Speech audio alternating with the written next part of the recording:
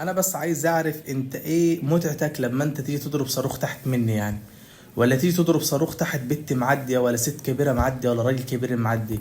ايه متعتك وانت راجل يعني كبير وشايب وعاقل، بس انت جواك هلس، يعني انت اصلا جواك هلس. ايه المتعه في كده يعني؟ ايه اللي هتستفاده يعني؟ فاكر نفسك ما تحارب يعني؟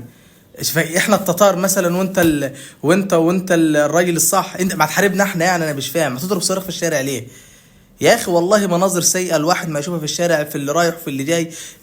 عيال كبيره بشنبات وبنات كبيره بشنبات برضو. ما تضرب يا عم صواريخ في الشوارع في الرايحه وفي الجاي، مش عارف عليا، ويضربوا تحت الناس اللي ما يعرفوهمش اصلا. طب نفترض انت عملت معايا الموقف ده، انا مسكتك طلعت 200 اللي يعرفوك ودعكتك دعك، هتستفاد ايه؟ ليه قله الادب بتاعتكم ده؟ ما تحترموا نفسكم. لا، والمشكله انه دلوقتي البيع بيجي علني، الناس بيجي تبيع الحاجات علني، بيع الصواريخ علني، بيجي حاطط كده القفص